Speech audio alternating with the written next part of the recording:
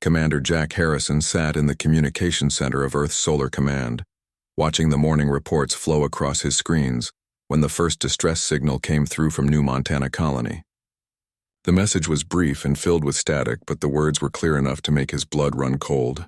Unknown alien vessels had appeared in the system and were moving toward the planet with what appeared to be hostile intent. Jack immediately tried to establish better contact with the colony, but the transmission quality was getting worse by the minute.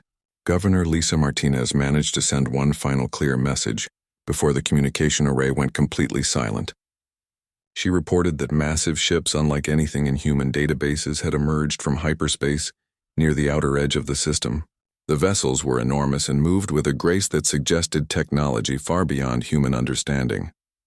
The aliens had made no attempt at communication. They had simply begun their approach toward New Montana with weapons already charging. Lisa's voice had been steady despite the terror of the situation, as she described how the alien ships seemed to absorb light around them, making them appear as dark shadows against the stars. The few defense platforms the colony possessed had opened fire, but their weapons seemed to have no effect whatsoever on the approaching fleet. Captain Tony Williams commanded the small defense squadron assigned to protect New Montana. His 3 cruisers and handful of fighters represented the entire military presence in the system. Tony had served in the Outer Rim conflicts and was no stranger to combat, but what he faced now was beyond anything in his experience. The alien vessels numbered in the dozens, and each one was easily 10 times the size of his largest ship. The attack began without warning. Beams of superheated plasma lanced out from the alien ships and struck the orbital defense platforms with devastating effect. The human installations simply vanished in brilliant flashes of light, leaving nothing but expanding clouds of debris. Tony ordered his squadron to engage, but their weapons barely scratched the alien hulls. The enemy ships moved with impossible speed and precision, making it nearly impossible for human gunners to achieve any meaningful hits. On the planet's surface, Governor Martinez had begun emergency evacuation procedures the moment the alien fleet appeared. New Montana was home to 2.5 million human colonists spread across 3 major cities and dozens of smaller settlements. The planet had been terraformed over the course of 50 years and represented one of humanity's greatest achievements in space colonization.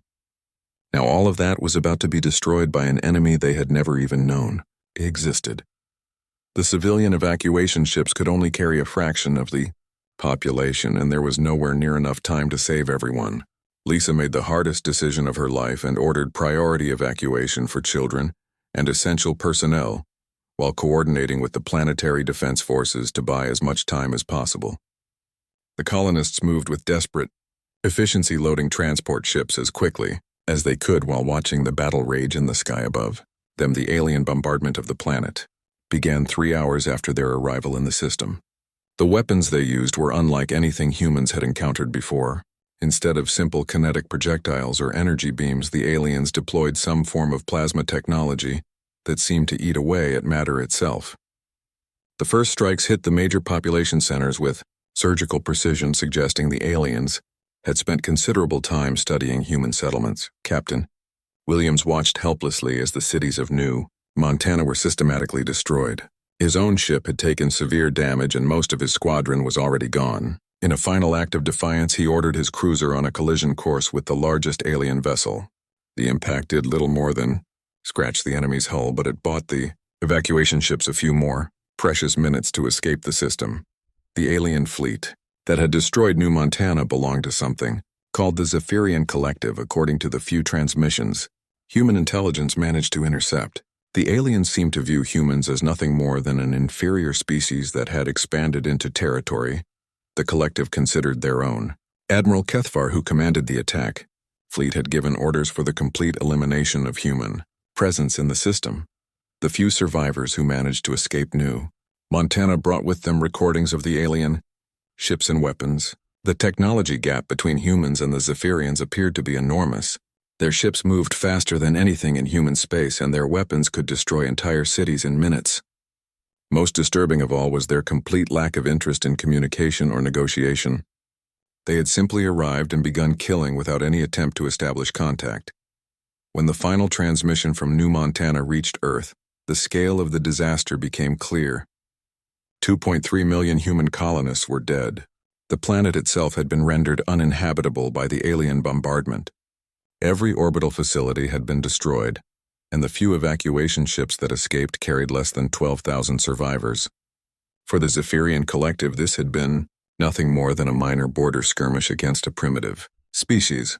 President Karen Thompson received the full report on the New Montana massacre while meeting with the Solar Defense Council. The images and data from the few surviving witnesses painted a picture of technological superiority that seemed almost impossible to overcome. The aliens had destroyed an entire human world in less than 6 hours, using weapons that made humanity's best technology look like primitive tools. The president's response was swift and decisive.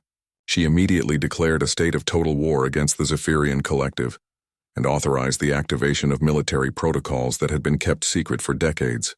What the aliens did not know was that humanity had been preparing for exactly this kind of threat since their first steps into space. The peaceful trading civilization that the Zephyrians thought they had destroyed was about to reveal its true nature. As news of the New Montana massacre spread across human space, the reaction was one of cold fury rather than panic. Humanity had learned long ago that the galaxy was a dangerous place, and they had prepared accordingly. The Zephyrians had made one critical miscalculation in their attack. They believed humans were a weak, newly spacefaring species that could be easily intimidated or destroyed. They had no idea that they had just awakened something that had been sleeping in the darkness between the stars, waiting for exactly this moment to emerge. Admiral Susan Clark had been expecting this day for over 30 years. As Earth's highest-ranking military officer, she possessed security clearances that allowed her access to humanity's deepest secrets. When President Thompson activated the Prometheus Protocol and granted Clark unprecedented authority to mobilize every available resource, the Admiral felt a grim satisfaction. The planning and preparation of decades was about to be put to the ultimate test. For generations, humanity had maintained a carefully crafted image of being a peaceful trading civilization focused on exploration and commerce. This facade had been deliberately designed to hide the true extent of human military capabilities from potential threats. Every cargo hauler that traveled between human worlds carried hidden weapon systems. Every research station doubled as a fortified military base. Every mining operation included concealed shipyards capable of producing warships. Dr. Henry Parker received the activation codes for the Prometheus Protocol while working late in his laboratory on Europa. As the chief of military production for the solar system, Parker oversaw a network of automated facilities that stretched from the inner planets to the edge of the Kuiper Belt. The moment the codes were entered, every single one of these installations began transforming from their civilian configurations into full-scale weapons manufacturing centers. Deep within the asteroid belt, massive structures that had appeared to be simple mining operations revealed their true purpose. Hidden construction bays began opening to expose shipyards that had been dormant for 50 years. Automated assembly lines that had been producing civilian goods for decades switched over to military production with frightening efficiency. Within 72 hours of the protocol activation, the first new warships were already beginning to take shape in the hidden facilities. General Paul Roberts commanded the orbital defense platforms around Mars and had always known they were more than they appeared to be. When the activation order came through, his platforms began extending weapon arrays that had been hidden within their civilian sensor equipment. What the galaxy had believed to be simple communication relays were actually some of the most powerful weapons ever constructed by human engineering.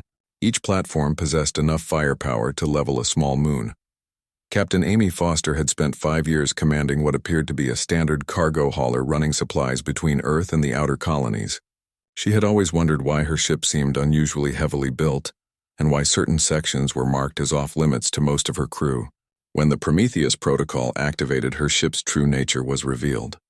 Hidden weapon bays opened to expose railguns capable of punching through battleship armor, and her cargo holds contained enough missiles to outfit an entire fleet. Across human space, similar revelations were taking place as the peaceful facade was stripped away to reveal the war machine that had been hidden beneath. Research stations deployed defensive shields that could withstand planet-killing weapons. Civilian transports revealed themselves to be troop carriers capable of landing entire armies. Mining colonies activated, weapon systems that had been disguised as industrial equipment for decades. The scale of humanity's hidden military, industrial complex was staggering even to those who had helped build it. Production facilities that officially did not exist began churning out warships at a rate that defied belief. Automated factories worked around the clock, producing everything from fighter craft to massive dreadnoughts. The asteroid belt alone contained enough hidden shipyards to build a fleet larger than anything the galaxy had ever seen. Intelligence. Reports from human agents scattered throughout. Known space began flowing back to Earth, providing detailed information about potential threats and allies. What appeared to be simple traders and diplomats were actually military intelligence officers who had been gathering information for years. The peaceful exploration missions that humans had been conducting were actually reconnaissance operations designed to map every system within 1,000 light-years of Earth. The Zephyrian collective's intelligence services began intercepting human communications that spoke of massive military mobilization but dismissed most of the reports as propaganda or censor errors. The idea that humans could possess the industrial capacity to build hundreds of thousands of warships was simply too ridiculous to believe. The collective's own intelligence suggested that humanity had perhaps a few hundred military vessels at most. Admiral Kethvar, who had commanded the destruction of New Montana, received reports from his intelligence officers that grew more absurd with each passing day. Humans were apparently claiming to have 600,000 units in production and were mobilizing every industrial facility in their territory for military purposes. Such claims were clearly impossible since no known species possessed that level of manufacturing capability. What the Zephyrians failed to understand was that humans had learned from their own history. Every major war in human civilization had been won not by superior individual warriors or advanced technology, but by superior industrial production and logistics. Humanity had applied this lesson on a galactic scale, building the most massive and efficient war machine in known space while carefully hiding it behind a facade of peaceful commerce. The construction rate at human facilities increased exponentially as more hidden resources came online. Entire asteroid fields revealed themselves to be partially hollowed-out shipyards. Planets that appeared to have only civilian populations activated military academies that had been disguised as universities. The Sol system itself was transformed from a peaceful seat of government into the most heavily fortified position in the galaxy. Admiral Clark watched the mobilization reports with satisfaction as humanity's true strength finally emerged from the shadows. The numbers were exactly what the strategic planners had projected decades earlier. 600,000 combat vessels of various classes would be ready for deployment within 6 months. Each ship would be crewed by personnel who had been training in secret for years while officially serving in civilian capacities. As the first completed warships began emerging from the hidden shipyards, the galaxy started to take notice. Long-range sensors detected massive energy signatures coming from human space, but the scale was so enormous that most observers assumed their equipment was malfunctioning. The Zephyrian collective continued to dismiss the reports as impossible, but a few of their more perceptive intelligence analysts began to wonder if they had seriously underestimated their new enemy. Within weeks, they would discover just how catastrophic their miscalculation had been. 6 months after the destruction of New Montana, the first wave of Earth's response fleet began assembling at Titan Station. Fleet Admiral Kevin Murphy stood on the observation deck of his flagship, watching as hundreds of thousands of warships moved into formation around Saturn's largest moon. The sight was unlike anything in recorded galactic history, and it humbled even veteran spacers who had seen the largest battles of previous conflicts. The human fleet stretched from the inner edge of Saturn's rings all the way out to the orbit of Titan itself. Massive dreadnoughts that measured kilometers in length floated alongside smaller cruisers and destroyers in perfect formation. Fighter wings moved between the larger ships like schools of fish, creating patterns of light against the darkness of space. Each vessel represented the pinnacle of human engineering and carried enough firepower to devastate entire worlds. Commander Linda Davis had fought in the Outer Rim conflicts and commanded one of the most experienced crews in human space, but even she was overwhelmed by the scale of the mobilization. Her heavy cruiser was just one of 150,000 warships in the first deployment wave alone. The logistics of coordinating such a massive fleet were staggering and required computational power that pushed human technology to its absolute limits. The technology incorporated into the human fleet confounded even the engineers who had built it. Ships that appeared to be standard cruisers from the outside carried planet-cracking weapons in their hidden weapon bays. Fighters that looked like simple interceptors could achieve velocities that approached significant fractions of light speed.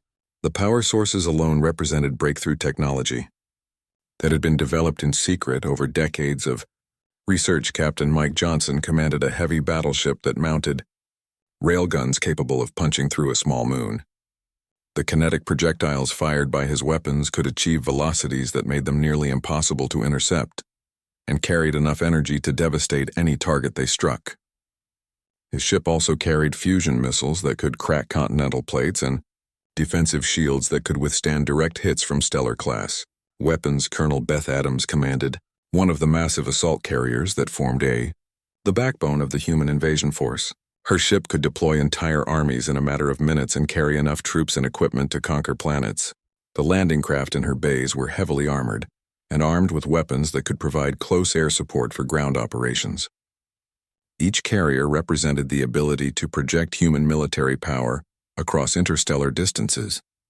Zephyrian intelligence agent Vexthul had managed to infiltrate human communication networks and was sending increasingly desperate reports back to collective headquarters. The sensor readings he was intercepting suggested that humans possessed military capabilities that exceeded anything in known space. His superiors continued to dismiss his reports as impossible, but Vexthul had seen the data with his own eyes and knew that something unprecedented was taking shape. 3 human ships incorporated stealth technology that made them difficult to detect at long range and nearly impossible to target effectively. Their hulls were constructed from materials that absorbed most forms of energy, and their engines produced emissions that were almost indistinguishable from background radiation. When the fleet moved, it created gravitational distortions that could be detected by sensitive instruments, but the individual ships remained largely invisible to conventional sensors. Production facilities throughout human space continued operating at maximum capacity, even as the first wave deployed toward Zephyrian territory. The industrial complex that had been hidden for decades was now fully revealed and working around the clock to produce additional ships and weapons. Second and third wave fleets were already taking shape in the shipyards, while the first wave began its journey toward enemy space. Admiral Murphy received regular updates on Zephyrian fleet movements from human intelligence networks that had been monitoring enemy activities for months. The collective was mobilizing their own forces in response to the growing threat, but their numbers were a fraction of what humanity was bringing to bear. The Zephyrians had perhaps 80,000 ships at their disposal, while humanity was deploying over 7 times that number. Other galactic powers began taking notice as the massive human fleet moved through space toward Zephyrian territory. The hegemony, which had been the galaxy's dominant military force for centuries, quietly began repositioning their own fleets. Ancient rivals of the collective started making overtures to human diplomatic representatives. The balance of power that had existed for millennia was about to be shattered completely. The human fleet moved with methodical precision as it advanced toward the first major engagement. Every ship knew its role, and every crew had trained for years in preparation for this moment. Communications between vessels were minimal and encrypted to prevent enemy interception. The fleet created its own gravitational effects as it moved through space, causing minor distortions in local space-time that could be detected by sensitive instruments throughout the region. Zephyrian High Command finally began to take the human threat seriously when long-range sensors detected the approaching fleet, but by then it was far too late to mount an effective response. The collective's military doctrine was based on technological superiority and the assumption that they could defeat any enemy through advanced weapons and tactics. They had never faced an opponent that possessed both superior technology and overwhelming numerical advantage. Admiral Kethavar, who had led the attack on New Montana, found himself in command of the largest fleet the collective had ever assembled, but even he was beginning to understand the magnitude of what was approaching. His 80,000 ships represented the combined military might of dozens of star systems, but intelligence reports suggested that humanity was deploying nearly 10 times that number. The mathematics of the situation were becoming impossible to ignore. As the human fleet approached the edge of Zephyrian Space the galaxy held its breath waiting to see what would happen when these two forces finally met in battle. What had begun as a minor border skirmish was about to become the largest military engagement in galactic history. The collective still believed their technological superiority would carry the day, but they were about to discover that humanity had been preparing for this moment for decades and would not be denied their revenge for the massacre at New Montana.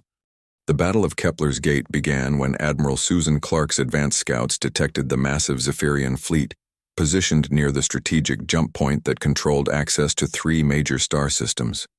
Admiral Kethvar had chosen his position, well using the gravitational effects of the binary star system to create natural defensive advantages. His 80,000 ships represented the largest military force the collective had ever assembled, and he was confident that superior Zephyrian technology would carry the day against the primitive humans. Kethvar had positioned his heaviest dreadnoughts in a defensive formation around the gate itself, while keeping his faster cruisers and destroyers in reserve to exploit any weaknesses in the human attack. The Zephyrian weapons had proven devastatingly effective against human defenses at New Montana, and he saw no reason why the same tactics would not work again. His intelligence report suggested the humans were bringing perhaps 50,000 ships, which would give his forces a significant numerical advantage. When the first wave of human ships emerged from hyperspace, Zephyrian sensors immediately detected the energy signatures of 200,000 vessels. Kethvar stared at his tactical displays in disbelief as ship after ship materialized in local space. The human fleet was nearly 3 times larger than his intelligence estimates had suggested, and they were still arriving. Before he could fully process what he was seeing, the second wave emerged from hyperspace, bringing another 200,000 ships. The third wave brought 200,000 more human vessels, and by the time the fourth and final wave had arrived, the space around Kepler's Gate contained 600,000 human warships.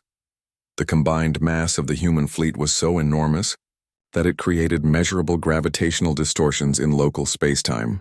Zephyrian sensors struggled to track individual targets as the sheer number of ships overwhelmed their tracking systems. Admiral Clark commanded the massive human armada from her flagship Terra's Fury, which took position at the center of the formation. She had spent months planning this engagement and knew exactly how she wanted the battle to unfold. The human ships arranged themselves in a complex 3-dimensional formation that maximized their firepower while minimizing their exposure to enemy weapons. Every ship knew its role, and every crew was prepared to execute the plan with precision.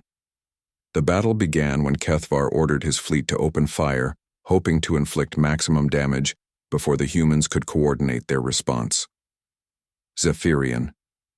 Plasma weapons lanced out across space, striking the leading edge of the human formation. Several human ships were destroyed in the opening salvo, but their losses were insignificant compared to the size of the attacking force. For every human ship that was eliminated, 10 more moved forward to take its place. The human response was devastating in its scope and precision. Hundreds of thousands of railguns opened fire simultaneously, sending kinetic projectiles racing toward the Zephyrian positions at significant fractions of light speed. The projectiles carried so much energy that they punched completely through multiple enemy ships before their momentum was finally exhausted. Zephyrian defensive shields, which had proven invulnerable at New Montana, were overwhelmed by the sheer volume of incoming fire. Captain Roy Martinez commanded a destroyer squadron that alone eliminated more Zephyrian ships than most species possessed in their entire navies. His vessels moved with coordinated precision, focusing their fire on specific targets and shifting to new ones the moment their previous targets were destroyed. The human ships fought with a level of tactical sophistication that shocked Zephyrian observers who had expected primitive fighting tactics from a newly spacefaring species. Commander Julie Wright led fighter wings that moved so fast they appeared as streaks of energy to Zephyrian sensors. Her pilots had trained for years in the hidden academies and knew their craft better than any pilots in galactic history. They struck at the most vulnerable points of enemy ships with surgical precision, while avoiding the worst of the return fire through speed and maneuverability that bordered on impossible. Admiral Tim Baker commanded the siege ships that formed the backbone of the human heavy assault force. When his vessels opened fire, their kinetic rounds possessed so much energy that they punched through multiple Zephyrian ships before losing momentum. The weapons had been designed specifically to overcome the defensive technologies that the collective relied upon, and they performed exactly as intended.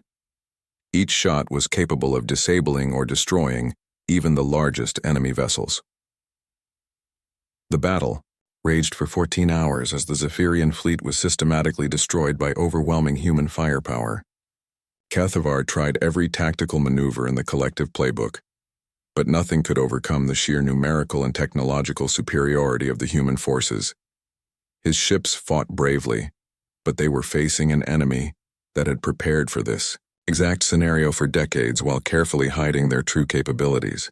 As the battle reached its climax, HFY realized that his fleet was not merely being defeated, but completely annihilated.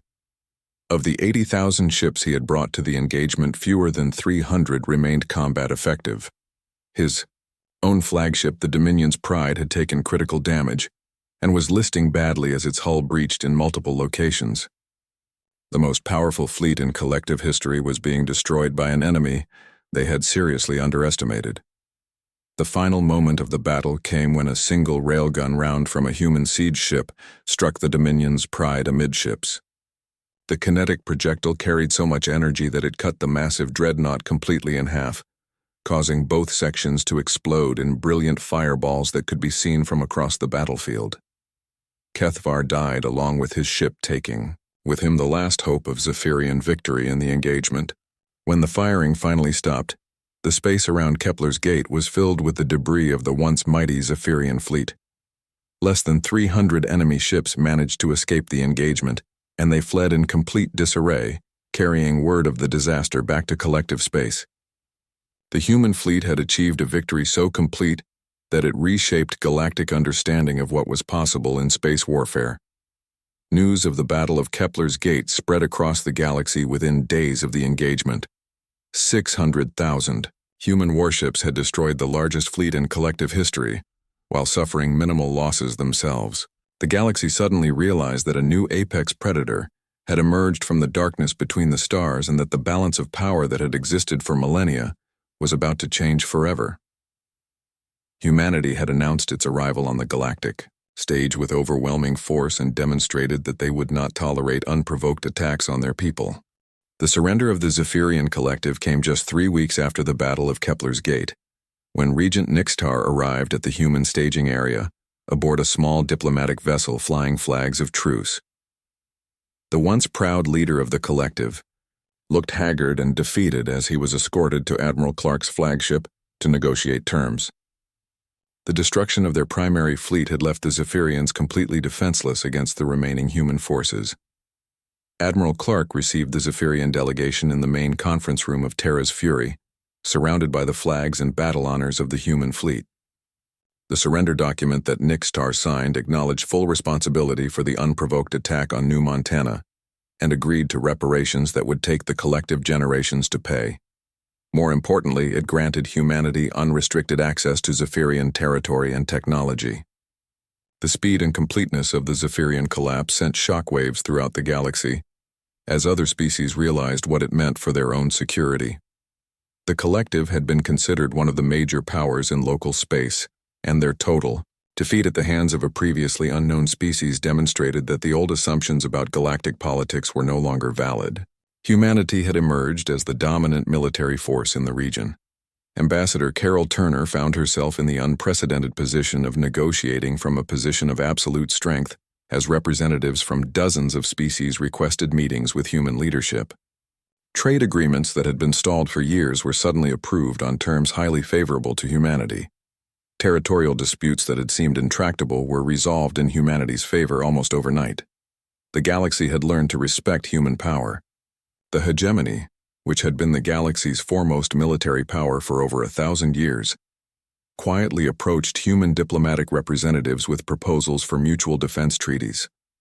Their own intelligence services had analyzed the Battle of Kepler's Gate and concluded that humanity possessed military capabilities that exceeded anything in their own arsenals.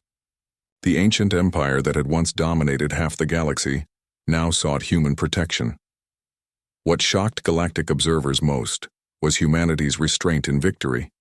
Rather than occupying Zephyrian worlds or enslaving their population, The humans established humanitarian aid stations to help rebuild the damage caused by the war. Dr. Rachel Miller led medical teams that provided advanced treatment to wounded Zephyrian civilians, while human engineers worked to repair damaged infrastructure on dozens of worlds. Commander Steve Baker oversaw reconstruction efforts on the Zephyrian homeworld itself, working closely with local authorities to restore essential services and rebuild damaged cities. The same species that had mobilized 600,000 warships for revenge now demonstrated an equal capacity for mercy and reconstruction. This combination of overwhelming force and humanitarian restraint established humanity as a truly unique power in galactic politics. The human fleet that had won the war was systematically deployed throughout the galaxy to patrol major trade routes and serve as peacekeepers in disputed territories. Their mere presence was enough to prevent conflicts that might have escalated into larger wars. Pirates and raiders who had operated freely for decades suddenly found themselves facing opponents with overwhelming technological and numerical superiority. President Thompson's address to the newly reconstituted Galactic Council marked humanity's formal assumption of its role as a major galactic power. She spoke standing before a holographic display that showed human fleets positioned at strategic points throughout known space. The message was clear without being threatening. Humanity would not seek conquest or domination, but any aggression against human interests would be met with overwhelming response. The new galactic order that emerged in the aftermath of the war was fundamentally different from what had existed before. Humanity's industrial capacity continued to grow as new shipyards came online and production facilities expanded. The 100,000 ships that had won the war were just the beginning, as even larger fleets took shape in the hidden construction facilities throughout human space. Trade between human and alien worlds increased dramatically as species that had previously ignored humanity now competed for favorable agreements. Human technology began appearing on worlds throughout the galaxy as licensing agreements provided access to manufacturing techniques and scientific knowledge that had been closely guarded secrets. The economic benefits of cooperation with humanity became impossible to ignore. The Zephyrian collective itself began the slow process of transformation from an aggressive military power to a more peaceful member of the galactic community. Human. Advisors worked with collective leadership to reform their government and military structures while ensuring that they could never again pose a threat to human interests. The former enemies gradually became reluctant allies under human protection. Admiral Clark maintained her position as commander of human military forces, but found her role shifting from war leader to peacekeeping coordinator. The massive fleets under her command were deployed not for conquest but for stability. The galaxy had entered an era of unprecedented peace enforced by the quiet presence of human warships that could intervene decisively in any conflict. As the first anniversary of the Battle of Kepler's Gate approached, memorials were established on New Montana to honor the 2.3 million colonists who had died in the unprovoked attack. The memorial served as a reminder of the price of aggression and the importance of maintaining the peace that had been purchased with so much blood. Humanity would never forget the lesson learned at such a terrible cost. The galaxy had learned a fundamental truth about humanity through the events that began with the destruction of New Montana and ended with the establishment of a new galactic order. Humans were not just another species reaching for the stars, but a force of nature that possessed both the capacity for terrible vengeance and remarkable mercy.